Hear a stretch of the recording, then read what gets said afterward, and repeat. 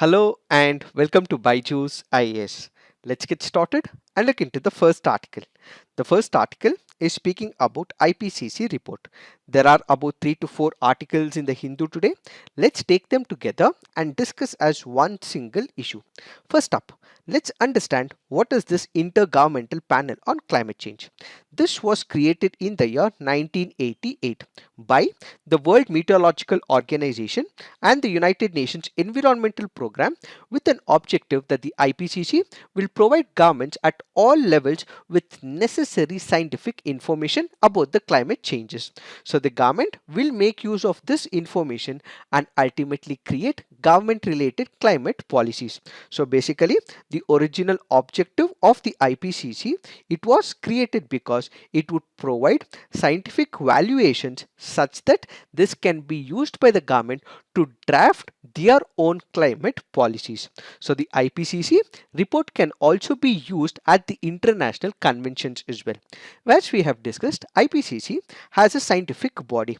This will give the assessment reports. What are these assessment reports? Every few years, the Intergovernmental Panel on Climate Change produces these assessment reports. These are nothing but the scientific evaluation of the state of the Earth's climate. So this will basically look at the scientific evaluation, understand what is happening at the global level and give the information to the government. This does not engage in the scientific research, but it will have the scientific community, the scientists who will look at different sectors of the society. They will understand what are the research papers that are already produced. They will look deep into this research paper and ultimately give a report. So the scientific community does not engage in the scientific research, but instead there are already research papers that are present. They will go through these research papers, understand what is happening in the society because of the climate related issues and ultimately provide these assessment reports. When we go back to the first assessment report, this was released in the year 1990. As of now, 5 reports have been released. Currently, in the present situation, what we have is the 6th report. When it comes to these assessment reports, we will have 3 working groups working on this assessment report. First is what is called as the working group 1. Then we will have working group 2. Finally, what we will have is the working group 3. What is this working group 1? Basically, as of now, only working group 1 report has been released. This will basically look into the scientific basis for the climate change. It will understand what is happening with respect to the climate change, dig deep into multiple research papers. So it will give an idea about the climate change that is happening on a scientific basis. That is what is working group 1. As of now, in the assessment report of 6, only the first working group report has been given. Then we have the working group 2. This will look at the impacts, vulnerability and the adaptation issues. If there is climate change, what could be the impact of the climate change? Will there be warming? Will there be cold climate? Will there be landslides? Will there be issues of sea level rise? This impact will be given in the working group 2, where it will give us an idea about the impact, vulnerability and adaptation issues. Finally, what we have is the working group 3, which deals with those actions that are required to combat the climate change. We have already witnessed that there is climate change. This can have repercussions that can be felt, but how do we overcome it? That is what is given in the working group 3. So basically, the assessment report is a report which will have 3 reports given by working group 1, which is a scientific community working on it, working group 2 and working group 3. In a nutshell, these assessment reports are nothing but widely accepted scientific opinion about the climate change. They form the basis of the government policies to tackle the climate change, and they also provide the scientific foundation for the international climate change negotiations. What has this report of the working group 1 spoken in the present situation? According to this report, it has gone ahead and said that warming is already accelerating the sea level rise, says this report, as per the initial assessment report. report. So what has it said? Basically, there is warming up that is taking place. This is because of the release of the greenhouse gases. This is because of the human induced factors, and as a result there is sea level rise that is happening across the world, says this report. Added to this, because of the increase of the warming conditions, it can also result in extreme heat waves. This is what we have seen in Canada and United States of America. We have also seen this in European countries as well, and this can be exasperating in the near future, says this report. Added to this, it can also result in floods, it can result in storms, it can also result in tropical cyclones, which becomes vague of late, says this report. The Paris Agreement also sets out a global framework. According to the Paris Agreement, if we have to avoid the dangerous consequences of the climate change, we have to limit the global warming to well below 2 degrees centigrade. If we can go ahead, we have to reduce it to less than 1.5 degrees centigrade. If this cannot happen, humans will be facing the impact of the climate change, says the Paris Agreement. However, according to the IPCC report, unless extremely deep emission cuts are taken into picture by all the countries coming together, these goals are unlikely to be met, says the IPCC report. So all the countries, irrespective of their ideology, irrespective of their development and the growth prospects in the near future, will have to come together, discuss on a deal, and ultimately make sure that we minimize the impact of climate change by meeting the targets of the Paris Agreement, says the IPCC report. If we are not able to achieve it, humans will face the consequences. Mother Earth may not be able to assist the human beings, and it is the human beings who may have to face the consequences, says the IPCC report. In fact, in the Paris Agreement, we also have the developed countries who came together.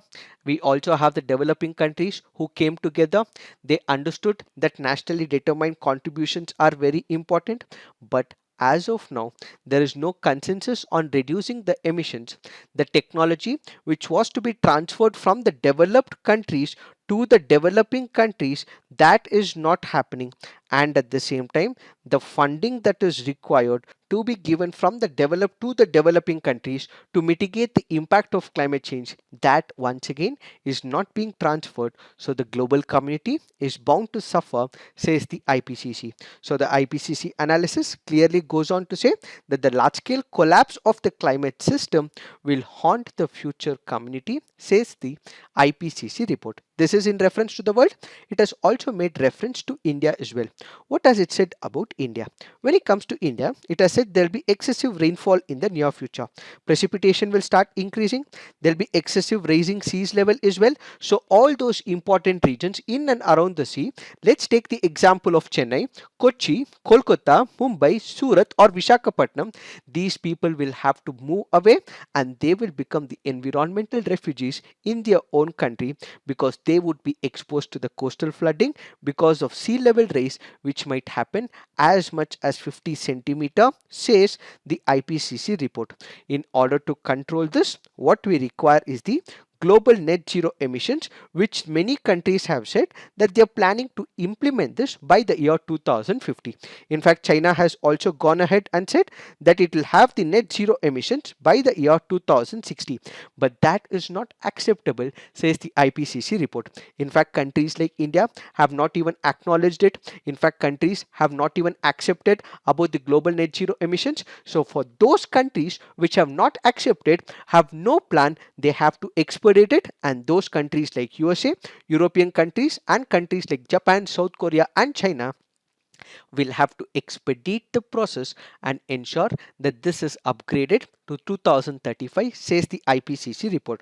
Added to this, when we consider the Himalayan region, we did discuss in our day before yesterday CNA as well, we did discuss about the Ladakh region as well, that there is large scale glacier melting that is happening, which might also haunt the Himalayan region as a result, India is also bound to suffer, says this article.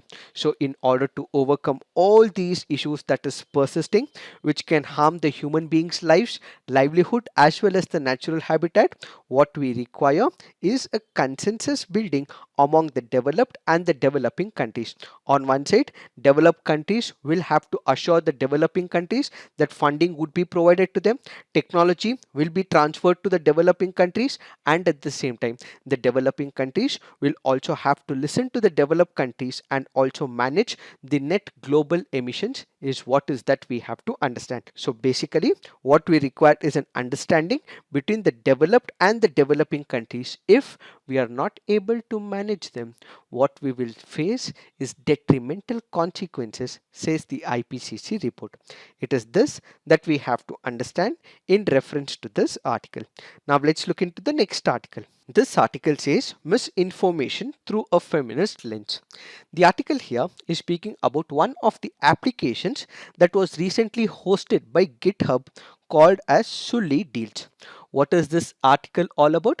It is speaking about the misinformation and sexism on the social media platforms. There was recently one of the applications that was developed and it was hosted by GitHub called as the Sully Deals. What is this GitHub? This happens to be a provider of internet hosting software development and version control platform, where on this platform there was an application which was launched. So basically, this was about auctioning of women as the deals of the day. What would happen in this application? There are women, they would have created the social media profiles, their pictures would be picked up from these social media profiles, and without their consent it will be posted and the applications like the deals of the day. This is the unfortunate incident that has happened with respect to women, where we are promoting the patriarchal mindset, where we are promoting the misogyny, where we are promoting the unfortunate incidents of not respecting the modesty of the women. So this should not have happened, but since it has happened, the National Commission for Women and Delhi Commission of Women have taken this into picture and have now suspended this application. The police officers have also filed an FIR as well to make sure that these culprits who have created such an application are put behind bars, arrested, and are shown their place. So the author here has voiced some concern with respect to the women on the social media platforms. What are these concerns? Those women who were listed on the Sully Deals application were established. They were assertive. They were also educated women who wanted to explore the wings of horizon and greater dreams as well. But unfortunately, what we are currently seeing is misogyny. We are seeing is patriarchal mindset, where these people who have created such an application wanted to destroy their careers by destroying their reputation. So basically, these were the assertive ones who wanted to establish their career by bogging them down on such applications. They indirectly wanted to demoralize them as well. The article therefore goes on to say that women already have restricted space on the online platform. With creation of such an application, we are intimidating them, we are demeaning them, and ultimately creating a culture of hyper masculine societies, which will ultimately not let the women spread their wings, says this article. Apart from this, there are fake profiles that are also created. These fake profiles that are created are also communalizing the incidents, and ultimately they are disturbing the peace and tranquility in the society because of the creation of the fake profiles in the name of other community as well as caste as well. So what this means is that we are creating a hyper masculine society where women are not allowed to dream big. In fact, they do dream big.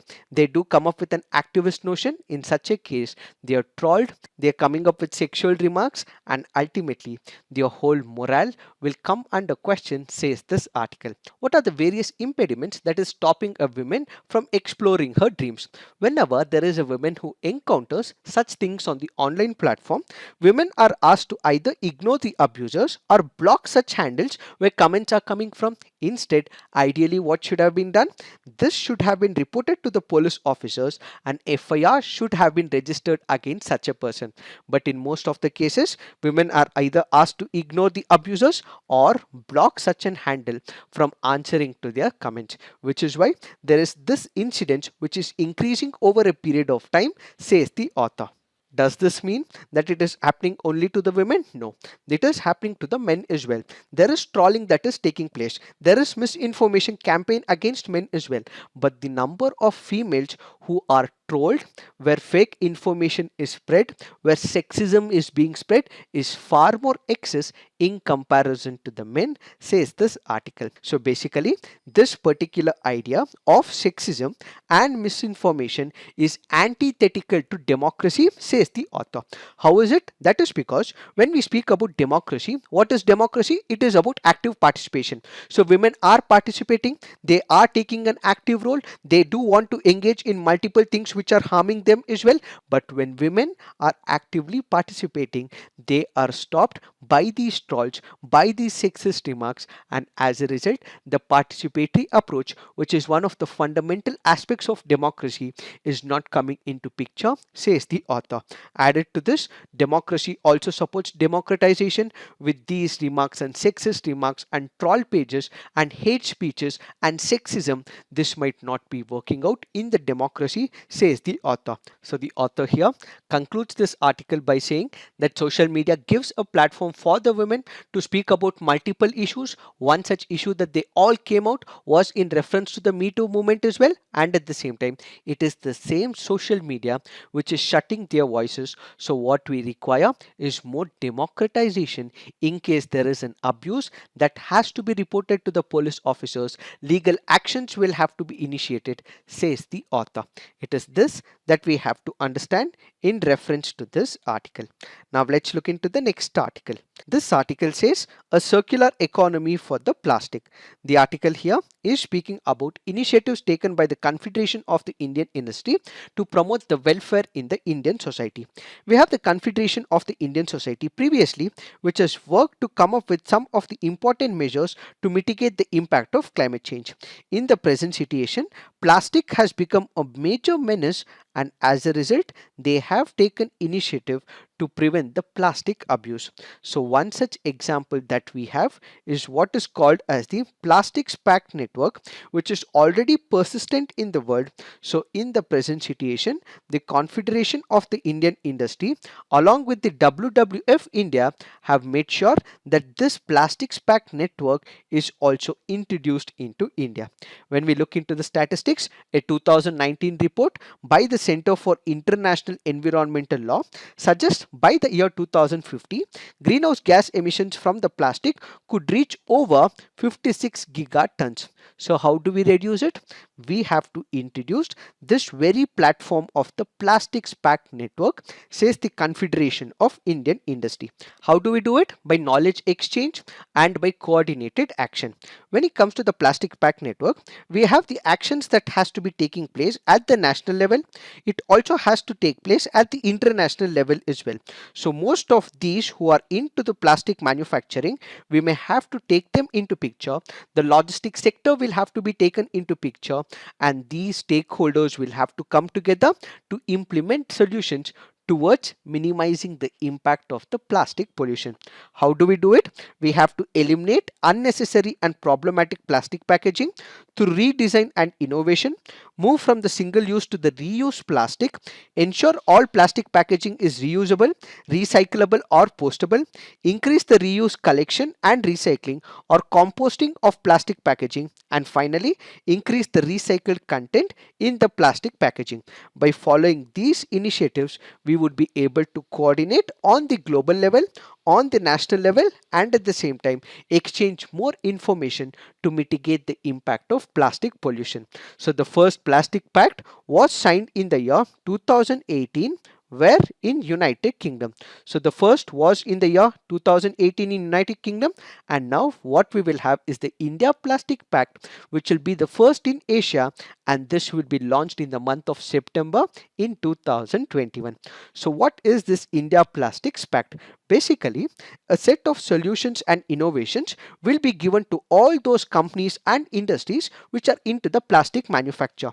They would also be given the targets and annual data reporting as well with respect to the plastic manufacturing. One, they have to ensure that these solutions are met, they come up with innovation technology, and the targets that are given to minimize the impact of plastic, that will also have to be taken into picture. So this pact will ensure that there is a comprehensive development of the plastic sector, and at the same time create a new management ecosystem to ensure that there is mitigating impact of plastic pollution. So what is the significance of this initiative? It will help in boosting of the recycled content, it will help in investments in the recycled infrastructure, and at the same time it will also create jobs in the waste management as well. So on one side it will increase the investments, it will create new jobs as well, and at the same time reduce the greenhouse gases because of the plastic pollution. It is this that we have to understand in reference to this article. Now let's look into the next article. This article says Saudi Arabia, Iran and the possibilities of detente. The article here is speaking about the Middle East or the West Asian crisis.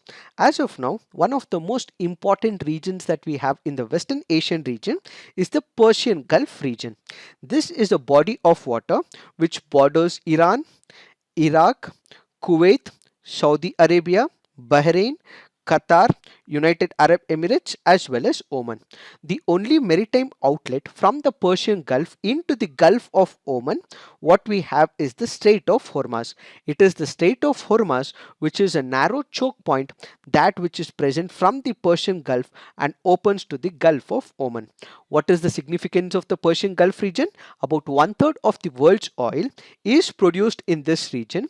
It is transmitted from this very region, and at the same time a significant proportion of the natural gas is also present in this region. When we look into the historical background, up until the 1970s, we had the British which had the control in the Persian Gulf.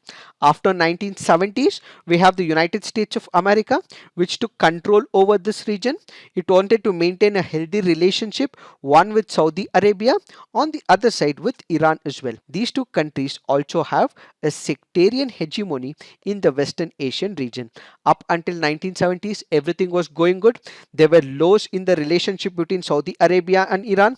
There were also highs as well where they acknowledged the friendship, and now what we have is a new law created in the Saudi Arabia-Iran relationship because of the sectarian divide. As a result, what we actually witness is large-scale violence that are perpetuated by these two powers in the Western Asia.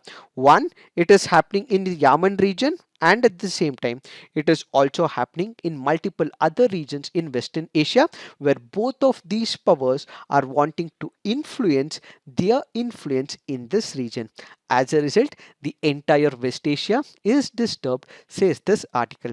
Added to this, we also have the American forces which are present in Kuwait. We have the 5th Fleet Naval Base in Bahrain. We have Al Udeid Air Base in Qatar. We have Al Dhafra Air Base in United Arab Emirates. These can also be important from the preliminary examination point of view. So what is the United States of America doing? As of now, when we look into the United States of America under the Trump administration, it had completely ignored Iran. It had also put sanctions on Iran as well. And at the same time, it is the same Trump administration which also ensured that there was peace between the Israel as well as other Middle East countries. So what we actually witnessing right now is there is a kind of a peace settlement treaty between Israel and Western Asian countries, and at the same time there are sanctions that are imposed on the Iran.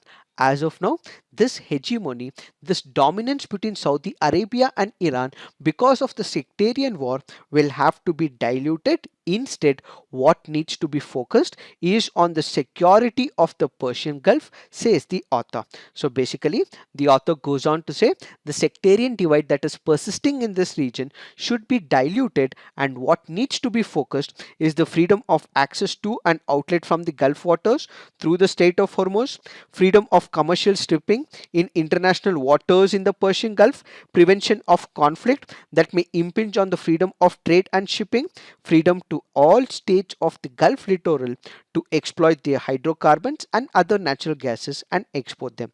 So this hegemony, this fight, this friction, this tussle that is existing as of now in the Persian Gulf will have to be eliminated.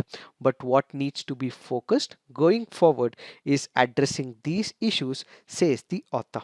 It is this that we have to understand in reference to this article. Now let's look into the next article. This article is speaking about the shaky foundation of the labor law reforms. The government of India in the year 2019 came up with the code on wages. In the year 2020, it came with the industrial relations code, the occupational safety, health and work conditions code, and the code on social security. In spite of these laws, in spite of the rules that the government eventually came up with, there continues to be problems with the labor sector, says this article. Why? When the government came up with the code on wages, industrial relations code, one thing that they had to do was to discuss with the major stakeholder, which is the central trade union. But unfortunately, their consultation was not happened. In fact, even if it was made, it was only partial in nature, which means the major stakeholder was not consulted, which is the major concern, says the author. Added to this, whenever there is a bill that needs to be passed in the parliament, yes, the government has the prerogative, but they also have to take the viewpoints of the opposition parties.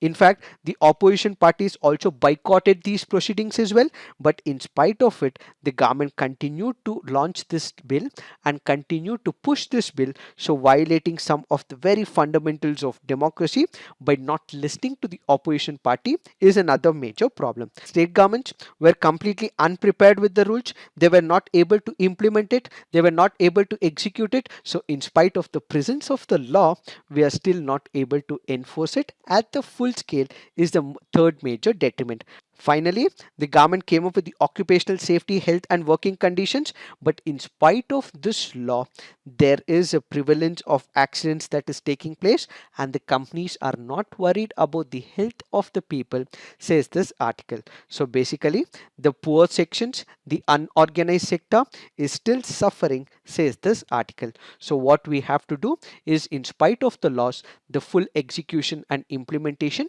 is not happening as of now, which needs to be upscaled, which has to be enhanced, and this has to be implemented, says this article.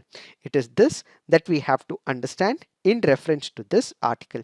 Now let's look into the mains practice question. The IPCC's new findings provide powerful evidence and potential indicators of climate change that are inevitable and irreversible. Discuss the strategy for mitigation of climate change. Next question. Sexism and misinformation intimidate women from taking vocal stands and are antithetical to progressive society. Elaborate. So please write all your answers on the comment section. Peer review. Do give positive feedback to your friends' answers. So this is it for today. Thank you for watching. All the best.